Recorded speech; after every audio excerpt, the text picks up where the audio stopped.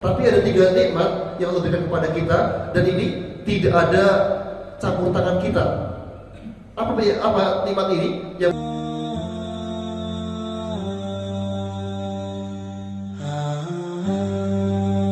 Assalamualaikum warahmatullahi wabarakatuh. Alhamdulillah wassalatu wassalamu ala Rasulillah wa ala alihi wa sahbihi wa wala. Amma ba'd. Alhamdulillah, Bapak Ibu yang terhormati, kembali kita memuji syukur kepada Allah Ta'ala atas limpahan nikmat yang begitu banyak yang Allah berikan kepada kita. Di antara nikmatnya, Allah Ta'ala masih berikan kepada kita kesempatan dan kesehatan untuk melanjutkan ketaatan-ketaatan kita kepada Allah Ta'ala. Alhamdulillah, setelah kita melewati hari-hari terbaik di dunia ini, yaitu hari-hari awal bulan Dzulhijjah, dan kita melaksanakan berbagai ketaatan, semoga Allah Ta'ala menerima semua ketaatan-ketaatan yang kita kerjakan di hari-hari terbaik kemarin. Dan semoga Allah Ta'ala berikan kepada kita istiqomahan dalam melaksanakan ketaatan kepadanya sampai ajal menjemput kita. Salawat serta salam tidak lupa kita curahkan kepada junjungan kita Nabi Muhammad SAW, kepada keluarga beliau, sahabat-sahabat beliau, serta orang-orang yang mengikuti beliau sampai kiamat.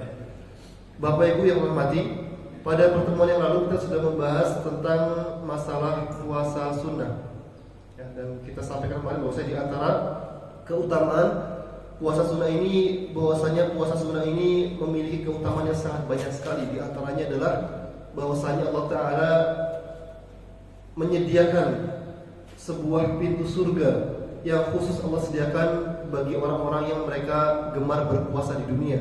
Maka tidak ada yang memasuki surga melalui pintu ini kecuali orang-orang yang mereka gemar melaksanakan puasa di dunia. Dan Allah menamai pintu surga ini dengan pintu Ar-Rayyan. Maka ini di antara keutamaan orang yang gemar melaksanakan puasa. Tentu yang dimaksud dengan orang-orang yang mereka memasuki surga dari pintu Rayyan ini adalah orang-orang yang mereka gemar melaksanakan puasa sunnah. Dan kita kemarin sudah membahas mengenai puasa sunnah yang pertama adalah puasa Arafah yang kita kerjakan kemarin 1 hari sebelum hari raya Idul Adha. Dan para ulama mengatakan kenapa Arafah dinamakan dengan Arafah. Maka ada 3 pendapat dari para ulama mengapa Arafah dinamakan dengan Arafah. Maka yang pertama adalah bahwasanya padang Arafah dinamakan dengan Arafah adalah karena tempat tersebut di mana di padang Arafah ini Allah mempertemukan kembali Nabi Adam alaihissalam dengan istrinya Hawa. Setelah Allah Ta'ala menurunkan Nabi Adam ke dunia, setelah Nabi Adam dikeluarkan dari surga diturunkan ke dunia, maka Nabi Adam tidak langsung berkumpul dengan istrinya. Maka dikatakan bahwasanya Imam Ibnu Katsir mengatakan bahwasanya dalam kitab Al-Bidayah wa Nihayah dan dalam kitab beliau Tafsir Ibnu Katsir, beliau mengatakan menyebutkan sebuah riwayat yang menyatakan bahwasanya ketika Allah Ta'ala menurunkan Nabi Adam ke dunia ini, maka Allah turunkan Nabi Adam di negeri India. Kemudian Hawa diturunkan di kota yang sekarang menjadi kota Jeddah. Jadi dipisahkan oleh jarak yang sangat jauh sekali. Dan Allah Ta'ala pisahkan Nabi Adam di dunia dengan Hawa ini selama dikatakan selama 300 tahun. Jadi tidak langsung bertemu. Tapi Nabi Adam keliling dunia mencari istrinya, kemudian dipertemukan Allah Ta'ala di padang Arafah. Makanya kemudian padang ini dinamakan dengan padang Arafah, karena Nabi Adam kembali mengenali istrinya bernama Hawa. Nah kemudian tempat pertemuan antara Nabi Adam dan Hawa ini dinamakan dengan Arafah. Ini pendapat pertama. Kemudian pendapat kedua mengatakan bahwasanya kenapa padang Arafah dinamakan dengan Arafah. Pendapat kedua adalah ketika Nabi Ibrahim alaihissalam beliau selesai membangun Ka'bah, maka Allah perintahkan kepada Nabi Ibrahim untuk menyeru kepada manusia agar melaksanakan ibadah haji. Maka kemudian Nabi Ibrahim bertanya kepada Allah, "Ya Allah, saya ini hanya manusia biasa, suara saya ini terbatas. Kalau saya teriak-teriak pun tidak ada orang yang mendengarnya. Maka bagaimana saya mengundang manusia untuk mendatangi tempat ini?" Nah kemudian Nabi Ibrahim, Allah mengatakan bahwasanya kamu cukup menyampaikan saja, kamu cukup mengundang saja. Adapun suaranya maka akan saya sampaikan kepada seluruh dunia. Maka ketika Nabi Ibrahim beliau menyerukan untuk melaksanakan ibadah haji, maka dikatakan oleh para ulama bahwasanya ketika Nabi Ibrahim menyeru untuk melaksanakan ibadah haji, maka Allah Ta'ala kemudian jadikan suara Nabi Ibrahim terdengar oleh seluruh dunia. Kemudian setelah Nabi Ibrahim menyeru untuk melaksanakan ibadah haji, maka kemudian malaikat Jibril mengajarkan kepada Nabi Ibrahim tentang manasik-manasik haji, apa yang dilakukan dalam ibadah haji. Nabi Ibrahim diajarkan oleh malaikat Jibril. Maka ketika selesai dari manasik haji ini, Nabi Ibrahim dibawa oleh malaikat Jibril ke sebuah padang, yaitu padang Arafah. Kemudian Nabi Ibrahim ditanya oleh malaikat Jibril, "Hal arafta? Apakah kamu tahu tentang, apa kamu sudah paham, sudah hafal dengan syariat-syariat manasik-manasik haji ini?" Maka Ibrahim mengatakan, "Araftu, saya sudah tahu." Nah, ketika itu tempat tersebut dinamai dengan Arafah. Ini pendapat kedua. Kemudian pendapat ketiga, dan ini pendapat yang dirojikan oleh para ulama, yang dinamakan dengan Arafah karena seluruh kaum muslimin di seluruh penjuru dunia mereka berkumpul di tempat tersebut. Mereka saling kenal, saling mengetahui antara satu suku bangsa dengan yang lainnya. Sehingga kemudian karena tempat ini adalah tempat perkenalan seluruh kaum muslimin, orang Indonesia jadi kenal dengan orang Afrika, ya, orang Eropa kenal dengan orang Arab dan seterusnya. Maka kemudian tempat tersebut dinamakan dengan Arafah. Jadi ini sebab kenapa pada Arafah dinamakan dengan Arafah. Ini tiga pendapat atau tafsiran dari para ulama mengenai sebab dinamakan dengan hari Arafah. Maka pada hari Arafah ini disunahkan bagi kaum muslimin untuk melaksanakan puasa, dan puasa yang dikerjakan oleh kaum muslimin pada hari Arafah ini bernilai dengan menghapuskan 2 tahun dosa yang dikerjakan oleh kaum muslimin. 1 tahun sebelum hari Arafah dan 1 tahun setelah hari Arafah. Ini mengenai keutamaan puasa Arafah yang kita kerjakan kemarin. Kemudian puasa sunnah yang kedua adalah puasa sunnah Asyura. Puasa sunnah Asyura ini adalah puasa yang kita kerjakan pada hari ke-10 bulan Muharram, bulan depan, tanggal 10-nya. Maka disunahkan bagi kaum muslimin untuk melaksanakan puasa Asyura, puasa 1 hari. Apa keutamaan puasa Asyura ini? Keutamaan puasa Asyura ini, Rasulullah SAW pernah ditanya oleh sahabat Abu Qatadah. Suatu ketika beliau bertanya, "Ya Rasulullah, ara'aita shauma Asyura?" Wahai Rasulullah, apa pendapatmu tentang puasa Asyura? Maka Nabi kita mengatakan, "Ahtasibu indallah an yukaffiras sana." Saya berharap kepada Allah Ta'ala agar Allah menghapuskan dengan puasa Asyura ini dosa selama 1 tahun. Ini mengenai keutamaan puasa Asyura. Mungkin kita bertanya-tanya, "Ustaz, kenapa dibeda-bedakan puasa Arafah sama-sama 1 hari, puasa Asyura sama-sama 1 hari? Kita nggak makan, nggak minum dari terbit fajar sampai zuhur apa maghrib, Pak? Sampai maghrib. Sama-sama 1 hari, waktunya sama. Kenapa dibeda-bedakan? Ya, ini kita melaksanakan puasa Asyura dari fajar, dari azan subuh sampai azan maghrib. Puasa Arafah dari azan subuh sampai azan maghrib. Kenapa pahalanya dibeda-bedakan? Kenapa?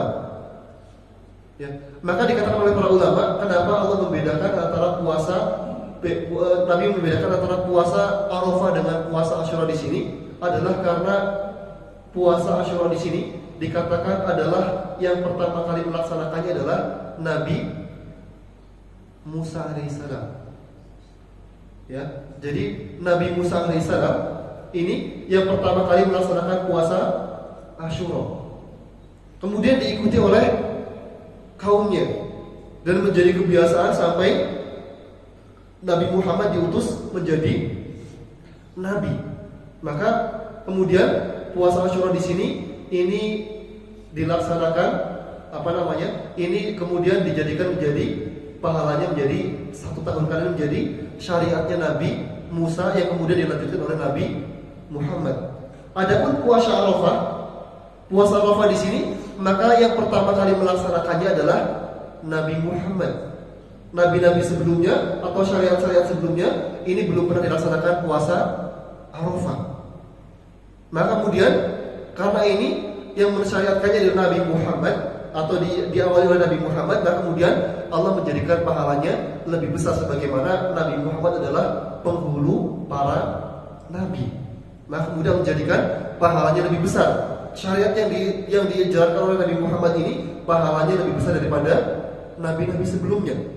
Sebagaimana disebutkan dalam sebuah hadis bahwasanya Nabi mengatakan bahwasanya masalukum wa masalu ahli kitabain kamatsali rajulin istajara ujara. Nabi kita mengatakan bahwasanya permisalan kalian seperti dengan 2 umat sebelum kalian, yaitu umat Yahudi, umat Nasrani, seperti seorang laki-laki yang menyewa para pekerja. Kemudian laki-laki ini mengatakan kepada para pekerjanya, "Man ya'malu li min as-sabah ila al-ghudah ala qirat." Siapakah di antara kalian yang mau bekerja untukku dari waktu pagi sampai zuhur, saya berikan kepadanya upah 1 qirat. Fa'amilatil yahud, kata Nabi, maka orang-orang Yahudi mereka beramal. Kemudian setelah siang hari, laki-laki ini memberikan upah kepada pekerja tadi, diberikan 1 qirat. Kemudian setelah memberikan upah kepada para pekerjanya, laki-laki ini kembali mengatakan, "Man ya'malu li baina dhuhri ila al-'asri ala qirat." Siapa di antara kalian yang mau bekerja untukku dari waktu zuhur sampai asar, akan saya berikan kepadanya 1 qirat. Fa'amilatin nasara, maka orang-orang Nasrani mereka mengambil pekerjaan ini. Mereka beramal dari waktu zuhur sampai asar. Maka kemudian laki-laki ini memberikan 1 qirat lagi. Kemudian ketika waktu asar memasuki waktu asar, laki-laki ini kembali berkata, "Man ya'malu li bainal asri ila ghurubi syamsi ala qiratain." Siapakah di antara kalian yang mau bekerja untukku dari waktu asar sampai maghrib dengan balas dengan upah 2 qirat? Maka Nabi mengatakan, "Fa antum hum." Itulah kalian kaum muslimin. Jadi mungkin ibadah-ibadah yang kita kerjakan ini sama dengan ibadah umat-umat sebelumnya. Namun pahala yang Allah berikan kepada kita ini lebih banyak. Makanya para ulama mengatakan, kenapa dibedakan antara puasa Arafah dengan puasa Asyura? Karena puasa Asyura ini adalah mengikuti syariatnya Nabi Musa alaihissalam, sementara puasa Arafah mengikuti Nabi Muhammad SAW. Kemudian dijadikan pahalanya menjadi lebih banyak. Dan Bapak Ibu yang hormati,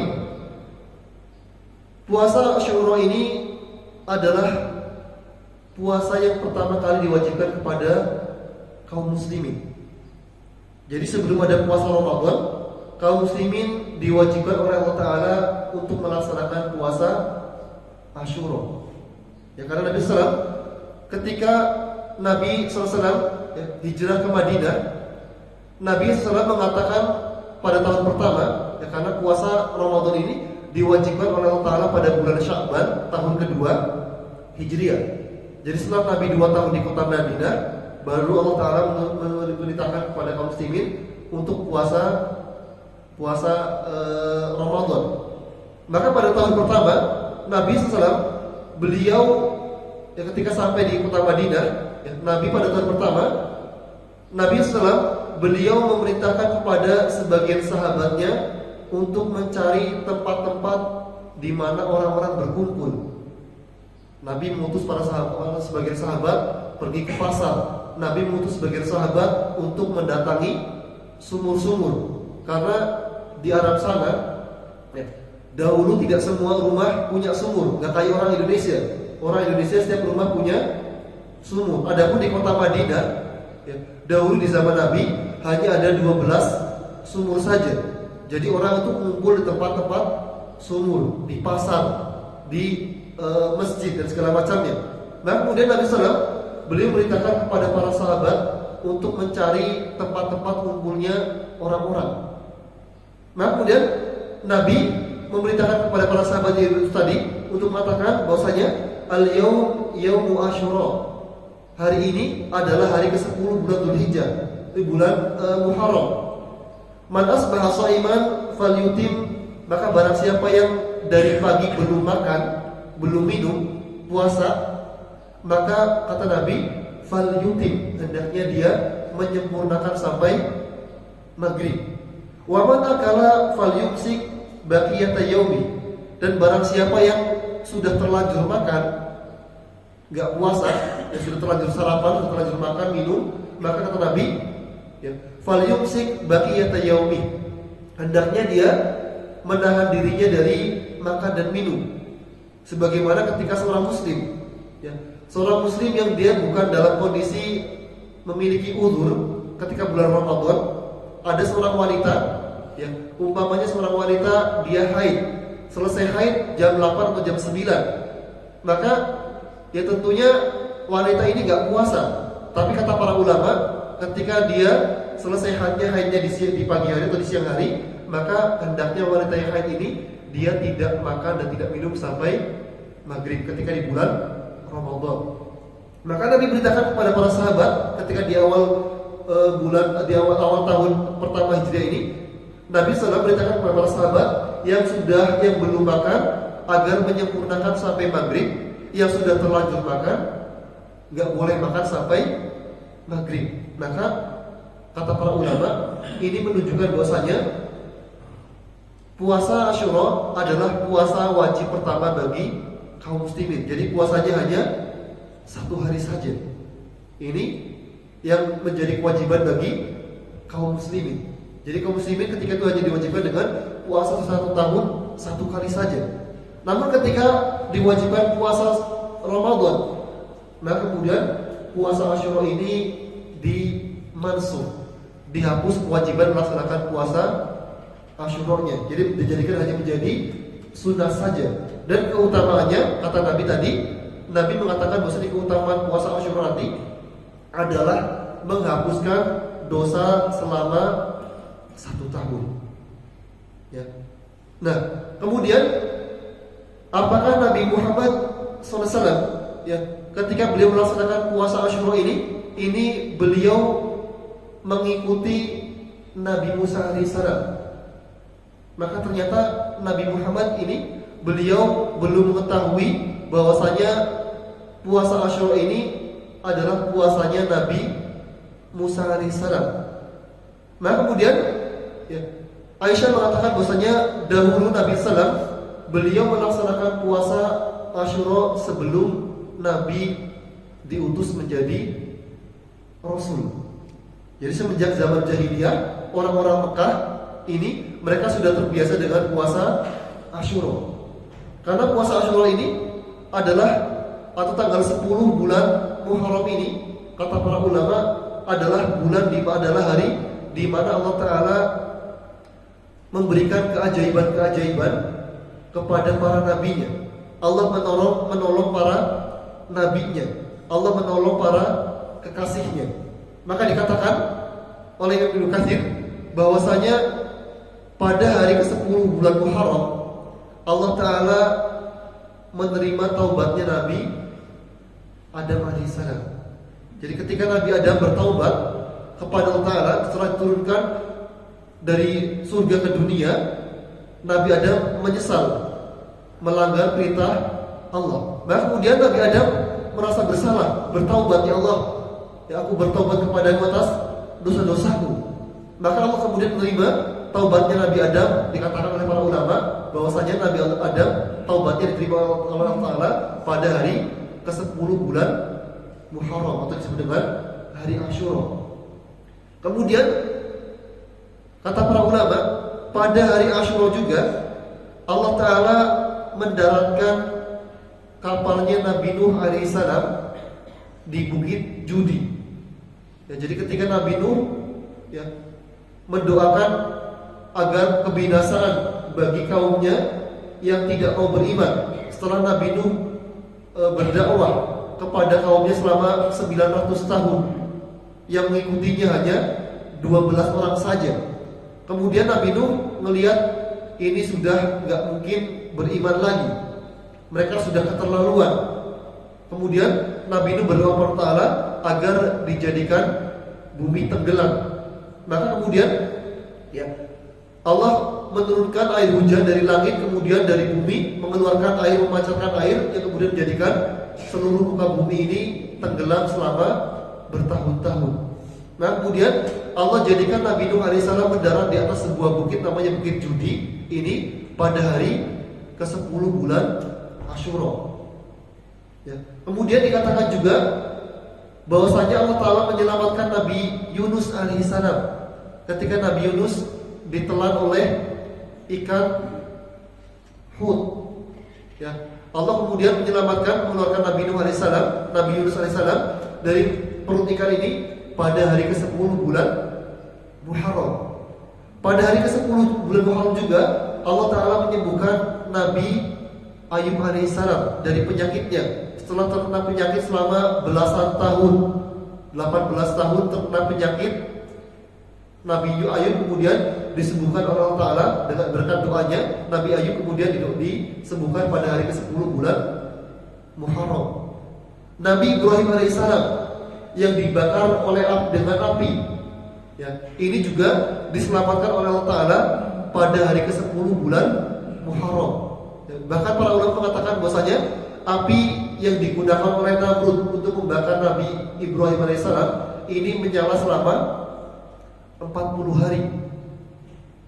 Ya, jadi apinya nyala selama 40 hari. Apinya sangat besar sekali. Ya, kemudian Allah menyelamatkan Nabi Ibrahim alaihissalam ya, pada hari ke-10 bulan Muharram ini. Ini kemudian Nabi Musa alaihissalam ini juga selamat dari kejaran Fir'aun. Ini juga pada hari ke-10 bulan Muharram. Jadi pada ke-10 bulan Muharram ini banyak keutamaan, banyak pertolongan Allah yang Allah berikan kepada para nabinya. Makanya para ulama kemudian mengatakan, ya, ada sebuah athar dari seorang tabi'in, ya, yang mengatakan bahwasanya man wasa ala ahli wa ala iyalihi wasa'allahu alaihi tilata i'ani. Barang siapa yang memberikan keluasan, membahagiakan keluarganya pada hari ke-10 atau hari Asyura, maka Allah Ta'ala akan memberikan keluasan, memberikan kebahagiaan bagi orang tersebut selama sepanjang tahun. Ya, jadi disunahkan pada hari Asyura untuk membahagiakan keluarganya. Ya, jadi setelah puasa keluarganya, anak istrinya diajak jalan-jalan, makan keluar. Kemudian maka Allah Ta'ala akan memberikan kebahagiaan selama 1 tahun. Ini diantara sunnah yang dikerjakan pada hari Asyura. Ya, jadi Nabi mengatakan atau memberikan hadiah, yang memberikan uang belanja lebih yang biasanya dikasih seminggu 500.000 mamanya, maka kemudian pada hari Asyura tambahkan lagi. Maka insya Allah kata dalam sebuah ayat disebutkan bahwasanya maka Allah Ta'ala akan memberikan keluasan, dimudahkan rizkinya, dibahagiakan selama 1 tahun. Ya, jadi ini diantara keutamaan hari Asyura. Baik, kemudian puasa Asyura ini ternyata memiliki beberapa tingkat. Ya, jadi puasa Asyura di sini ini bukan hanya 1 hari saja. Namun puasa Asyura di sini memiliki beberapa tingkat. Tingkatan yang pertama yang paling sempurna adalah puasa selama 3 hari. Tanggal 9 bulan Muharram, tanggal 10 dan tanggal 11. Ini yang paling utama. Kata para ulama, di antara Ibnu Qayyim dan Ibnu Taimiyah mengatakan bahwasanya puasa Asyura ini bertingkat-tingkat. Yang paling utama adalah dilaksanakan selama 3 hari, 9, 10 10, 11. Ini yang paling utama.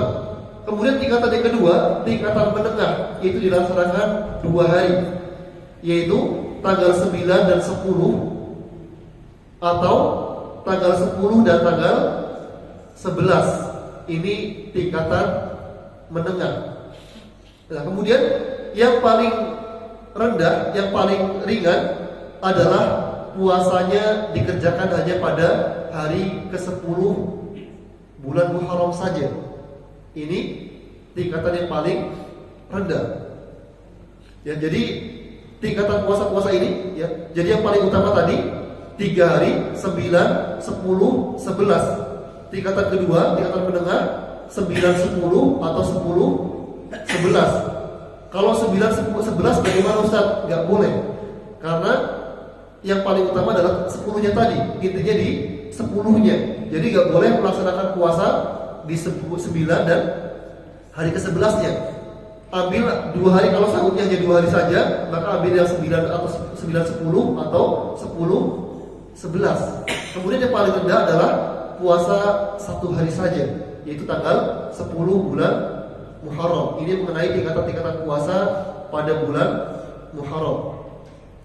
Tapi kemudian puasa selanjutnya, puasa sunnah selanjutnya adalah puasa yang dikerjakan pada 6 hari bulan Syawal. Ya, Nabi kita mengatakan dalam sebuah hadis dari sahabat Abu Ayyub Al-Ansari, Nabi kita mengatakan, "Man shoma Ramadhana tsumma atba'ahu sittan min Syawal kana kasiyamid dahri." Barang siapa yang puasa Ramadan kemudian dilanjutkan dengan 6 hari di bulan Syawal, kana kasiyamid dahri, kata Nabi, seolah-olah orang tersebut berpuasa selama 1 tahun. Karena ya, Allah mengatakan, "Man ja'a bil hasanah falahu asyru amsalihah."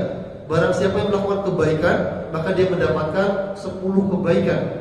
Maka puasa Ramadan ini 1 bulan biasanya 30 hari, dikalikan 10 menjadi 300 hari. Jadi 1 puasa ini nilainya 10 hari.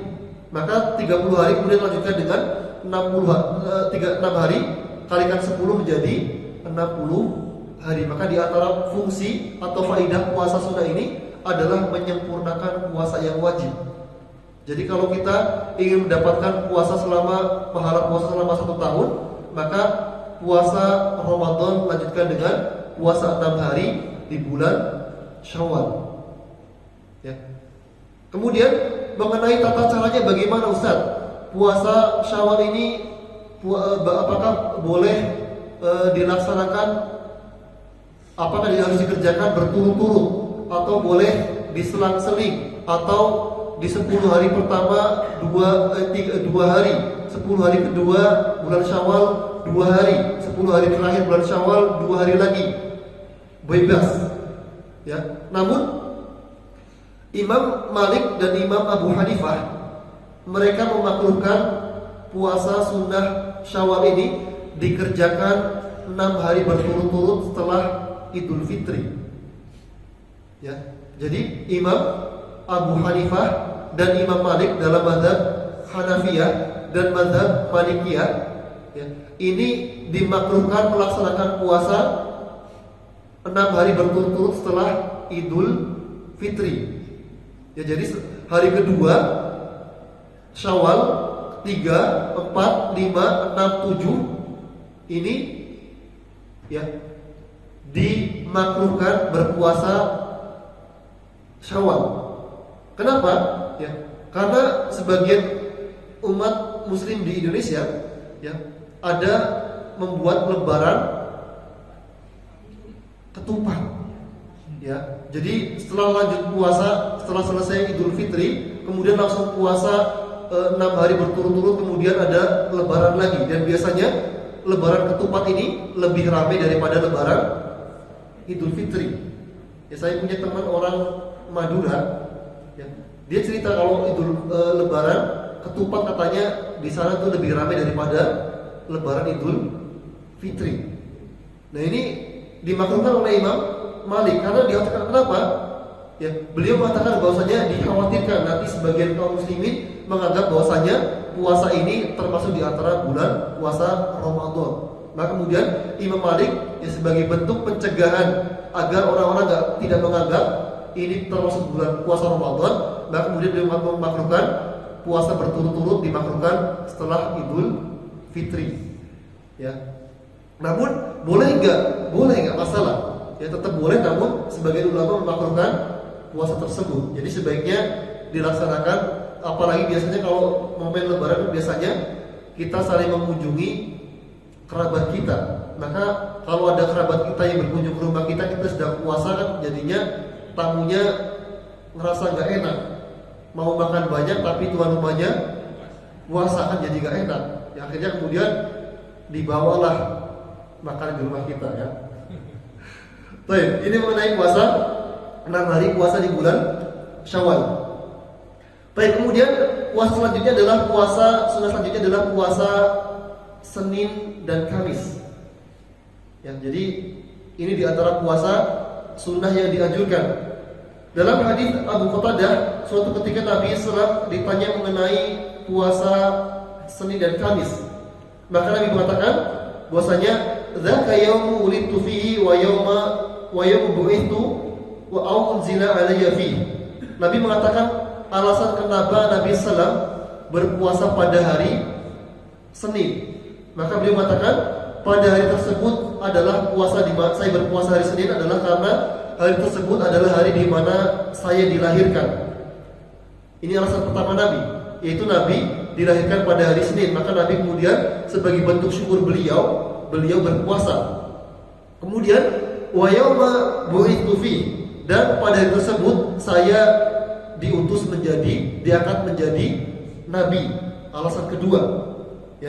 Kemudian Nabi mengatakan aunzila fi, dan hari tersebut Nabi mendapatkan wahyu pertama. Kemudian Nabi juga mengatakan pada hadis yang lainnya, Nabi mengatakan bahwasanya pada hari tersebut saya hijrah. Jadi Nabi hijrah dari kota Mekah ke kota Madinah ini berangkat pada hari Senin, sampai di kota Madinah juga hari Senin.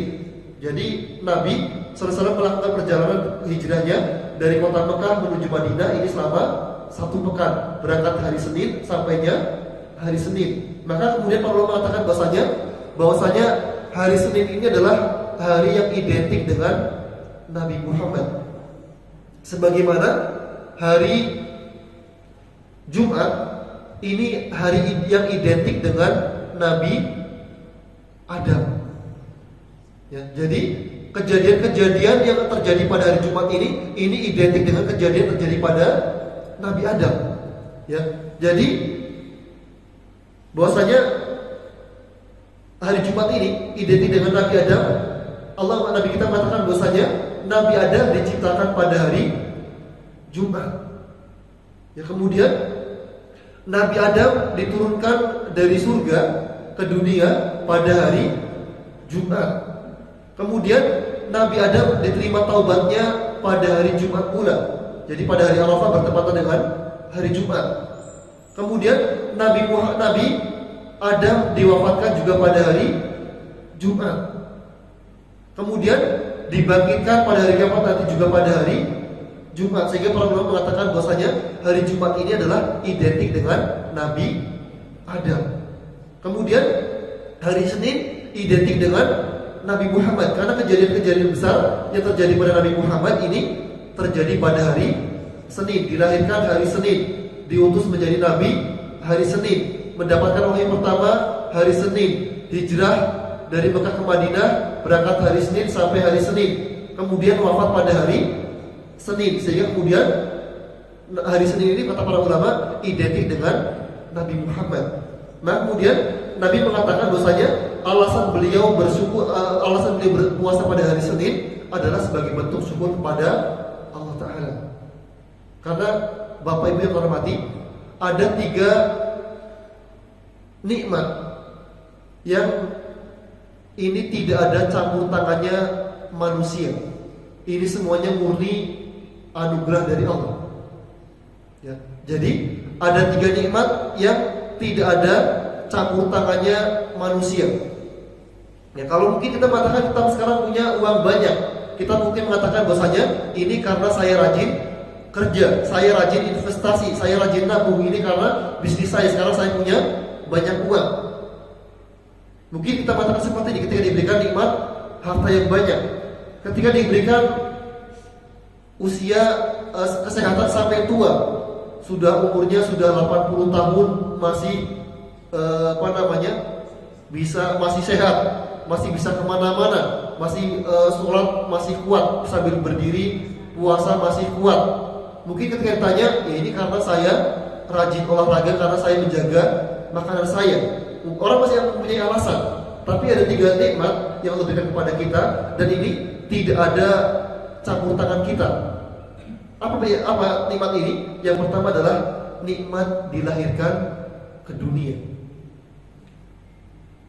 Ya, jadi Allah menurunkan kita ke dunia ini sebuah nikmat, dan ini gak ada campur tangannya manusia.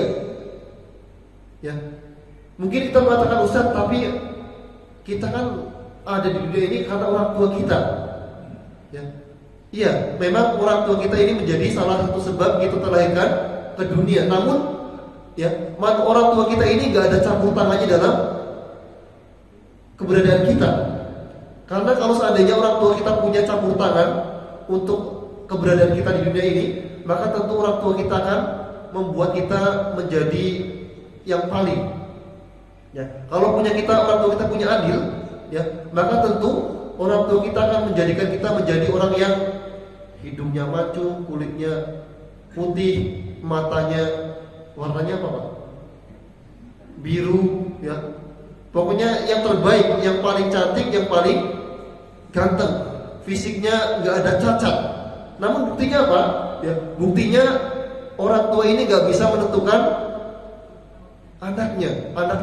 Orang tuanya pengennya anaknya mancung, rambutnya pirang, kulitnya putih, tinggi besar. Yang pas lahir ternyata ya seperti kita sekarang ini perlu kita syukuri, ini sebuah nikmat. Ya, jadi intinya bahwasanya orang tua ini nggak punya andil, nggak punya campur tangan dalam masalah ini. Orang tua kita atau kita ini hanya menyelesaikan hajat kita. Kalau seandainya kita punya campur tangan, atau setiap kita menyelesaikan hajat kita langsung punya anak, ya, maka tentu saja, ya, bahwasanya ini menunjukkan bahwasanya manusia tidak punya andil dalam penciptaan manusia. Maka kemudian ketika kita dilahirkan di dunia ini sebuah nikmat yang besar. Makanya kemudian Nabi ketika dilahirkan di dunia ini pada hari Senin, beliau berpuasa pada hari tersebut. Kemudian nikmat yang kedua, ya, adalah Allah memilih kita menjadi seorang muslim. Kita dilahirkan menjadi seorang muslim dari keluarga muslim. Coba bayangkan Pak, kalau seandainya kita lahir dalam kondisi kafir, maka tantangannya sangat berat sekali. Ya, kalau kita terlahir dalam keluarga kafir, maka kita sangat berat sekali. Ya, kita Islam sendiri, tantangannya sangat berat sekali. Bahkan sampai ada orang yang dicoret namanya dari kakak karena masuk Islam. Maka ketika kita dilahirkan dalam keluarga muslim, ini sebuah nikmat yang besar. Kita gak punya wewenang untuk memilih keluarga kita. Saya pengen dilahirkan dari keluarganya Raffi Ahmad sama Gigi. Kita gak bisa pilih siapa orang tua kita. Ya, saya pengen dilahirkan jadi anaknya Raja Salman, gak bisa. Ya, jadi saya pengen dilahirkan dari keluarganya fulan gak bisa. Maka dalam hal ini, ya, ketika memilihkan kepada kita dilahirkan dari keluarga muslim, maka ini sebuah kenikmatan yang besar yang tidak ada andilnya dalam diri kita. Maka begitu juga ketika Nabi Muhammad dilahirkan dari keluarga yang memang Allah pilihkan. Ya, jadi ketika di zaman jahiliyah, orang Arab zaman jahiliyah dahulu, Aisyah mengatakan bahwasanya pernikahan di zaman jahiliyah ini ada 4 macam. Ya, yang pertama, seorang wanita didatangi walinya, seorang laki-laki mendatangi wali seorang wanita, kemudian menghitbahnya, dihitbah. Ini sebagaimana yang sekarang, pernikahan yang sekarang. Kemudian yang kedua adalah seorang wanita, ya, dia memasangkan bendera. Jadi pernikahan zaman dahulu, seorang wanita pasang bendera, saya nggak tahu warna benderanya apa. Kalau di Indonesia, kalau bendera kuning, tandanya orang meninggal. Nah kalau di sana orang di Arab sana, yang kebiasaan zaman dahulu di jahiliyah, di sana dahulu seorang wanita kalau dia pengen punya suami, ya, pengen berhubungan badan, maka dia pasang sebuah bendera di rumahnya, di depan rumahnya. Kemudian seorang laki-laki mendatangi dia berhubungan badan, kemudian hamil. Ini cara pernikahan yang kedua. Kemudian yang ketiga, seorang wanita menikah, ya, dengan cara apa? Dengan cara peperangan, diperebutkan. Jadi ada seorang wanita, ya, laki-laki ada yang suka sama, beberapa laki-laki suka sama dia, maka kemudian laki-laki ini berantem, yang menang mendapatkan wanita tersebut dijadikan sebagai piala. Ini pernikahan zaman dahulu. Jadi siapa yang paling kuat bisa mengalahkan lawannya, maka dia bisa mendapatkan wanita tersebut. Ini pernikahan yang ketiga. Kemudian yang keempat adalah, ya, seorang wanita menikah atau menikahi banyak laki-laki atau poliandri. Ya, jadi menikah dengan A, B, C, D, kemudian setelah menikah, ya, setelah berhubungan dengan banyak laki-laki ini, kemudian wanita ini mengatakan bahwasanya suami saya si fulan.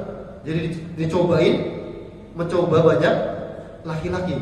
Namun Nabi Muhammad SAW, ya, Allah pilihkan keluarga Nabi Muhammad ini berdasarkan Nabi dilahirkan dari keluarga yang baik-baik.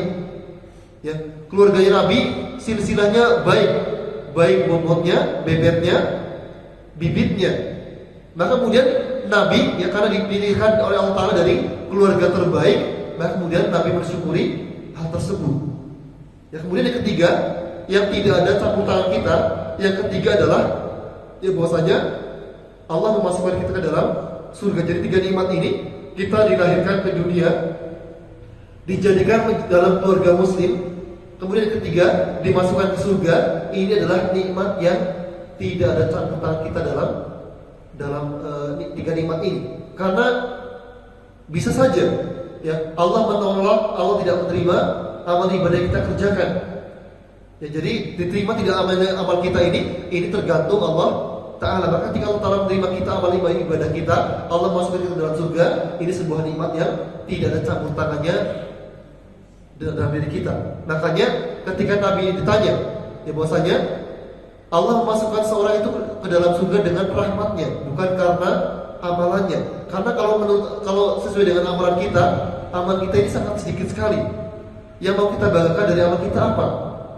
Ya, kita puasa kita sering banyak menggunjingnya, banyak hal-hal yang membatalkan puasa kita. Kita sholat, kadang-kadang sholat kita buru-buru.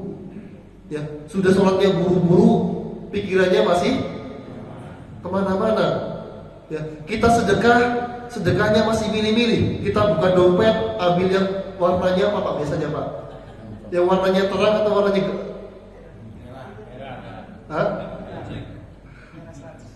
merah. Dari puluhan uang merah ini yang kita ambil berapa Pak? Nah, ya, jadi kalau kita hanya mengandalkan amalan kita saja, amal kita ini sangat sedikit sekali dibandingkan dengan nikmat yang Allah berikan kepada kita. Maka kalau kita mengandalkan amalan ini kayaknya nggak pantas kita masuk surga. Makanya Nabi mengatakan bahwasanya Allah memasukkan seorang ke dalam surga dengan rahmat yang bukan dengan amalannya. Karena kalau kita mengandalkan amal kita ini, ya, kita malu mau mengandalkan apa? Sedekah kita mungkin hanya 0,sekian% dari yang kita miliki. Kalau kita mengandalkan sholat kita sering buru-buru, sering pikiran kita kemana-mana.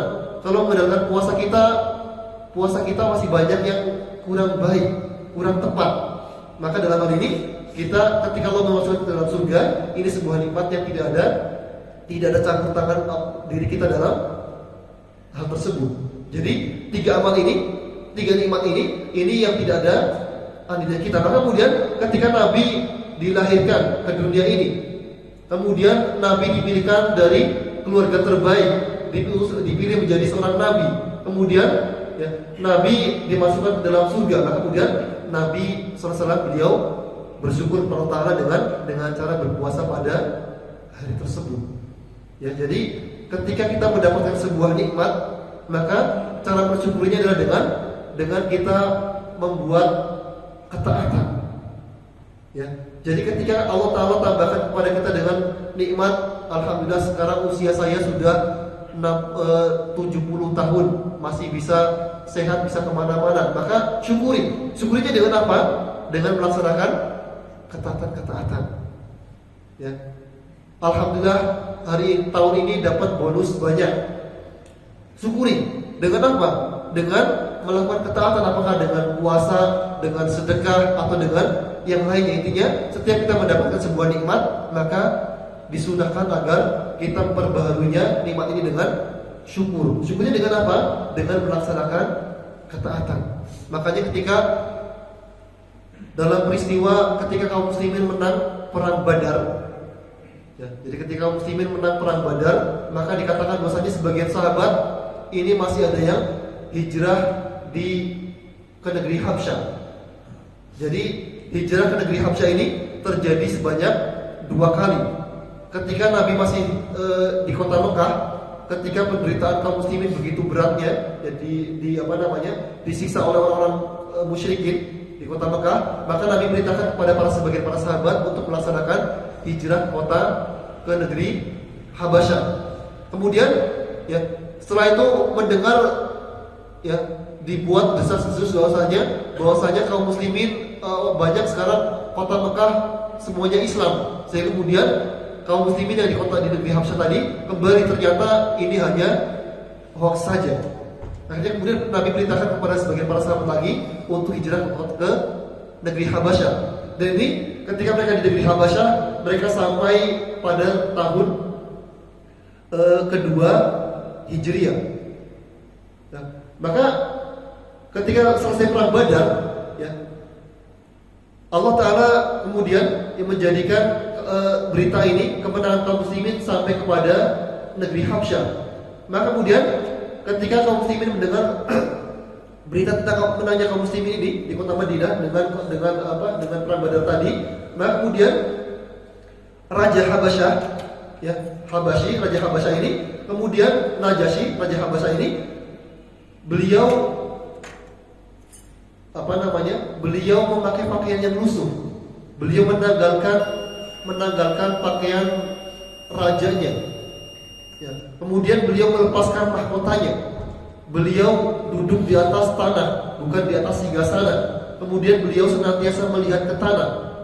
Maka kemudian para sahabat bertanya, "Wahai Raja, kenapa Anda berbuat seperti ini?" Maka kemudian Raja Najasyi ini mengatakan bahwasanya, karena saya mendengar bahwasanya Nabi kita, ya, Nabi Muhammad ini, karena Najasyi ini sudah masuk Islam namun menyembunyikan keislamannya.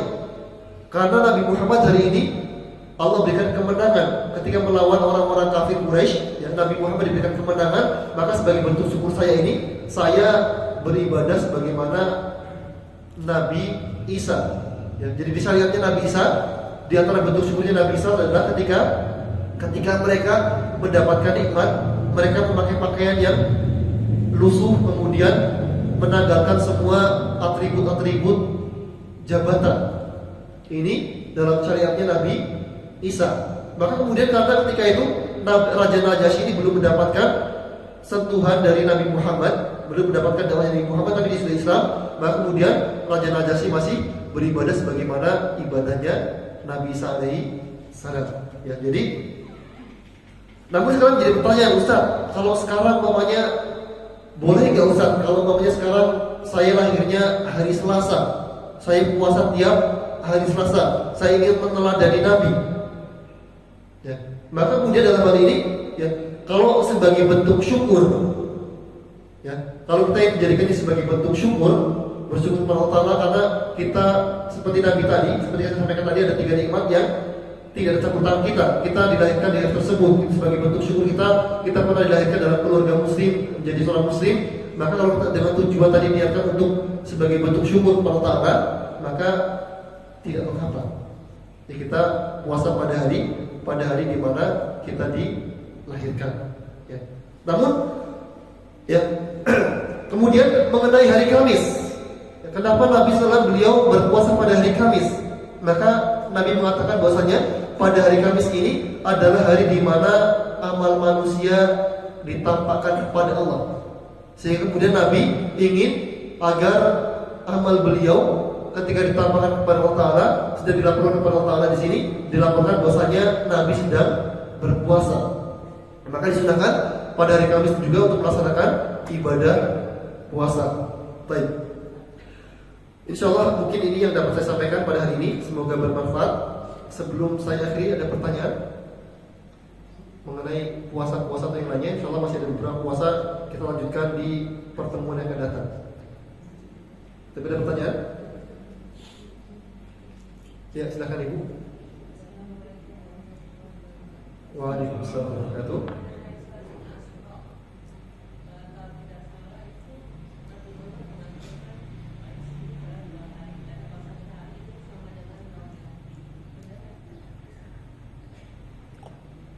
Baik, mengenai puasa Asyura di sini, ya, disunahkan untuk melaksanakannya minimal 2 hari sebagai bentuk untuk menyelisih orang Yahudi dan Nasrani.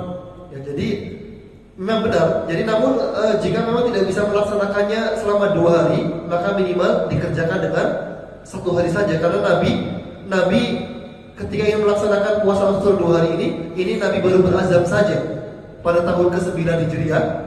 Nabi berazam bahwasanya kalau saya masih hidup di tahun ke-10 Hijriah, Nabi mengatakan kalau saya masih hidup tahun depan, maka saya akan melaksanakan puasa 2 hari. Namun Nabi SAW kemudian diwafatkan. Kemudian Nabi pada hari tahun ke-10 ini, Nabi hanya mengerjakannya 1 kali saja. Maka ini menunjukkan bahwasanya kalau memang tidak mampu melaksanakan puasa 2 hari, karena kita ingin puasa hari 10 sama 11. Namun qadarullah, ya, ternyata pada hari ke-10, ya, kemudian hari ke-11 kita mau puasa, ternyata kita memiliki uzur karena sakit atau karena safar sehingga tidak menjadikan kita berpuasa. Maka ini kita sudah mendapatkan puasa minimal, yaitu minimal 1 hari. Ya, jadi ini bukan sebuah kewajiban, namun ini hanya keutamaan saja. Jadi kalau memang kita mampu berpuasa 2 hari, ini lebih baik daripada puasa yang 1 hari. Jadi kalau puasa 1 hari ini antara 10 saja ini hanya sebagai puasa yang minimal saja. Ada minimal, ada pertengahan, ada maksimal. Jadi boleh nggak kalau puasa hanya 1 hari saja? Boleh, nggak masalah. Karena Nabi juga ketika mencontohkannya hanya 1 kali saja. Jadi ketika dari tahun ke-2 Hijriah sampai tahun ke-10 Nabi berpuasa Asyura ini hanya 1 hari terus. Pada tahun ke-10, ya, ketika Nabi mengetahui orang-orang Yahudi mereka berpuasa juga pada hari Asyura, maka Nabi kemudian berazam untuk melaksanakannya 2 hari. Namun Nabi kemudian wafat. Jadi selama 9 tahun Nabi melaksanakan puasa Asyura selama 1 hari. Kemudian tahun berikutnya Nabi ingin mengerjakan 2 hari, namun Nabi wafat. Jadi ini menunjukkan bahwasanya boleh berpuasa hanya 1 hari saja. Ya, wallahu a'lam bishawab. Baik, ada lagi? Ya. Waalaikumsalam warahmatullahi wabarakatuh. Ini kan kita kan ada tuh yang akhir mulut ya. Kalau kita puasa 3 hari di bulan Muharram itu apa ayat mulutnya mengurangi? Di puasa di bulan Muharram, apakah mengurangi?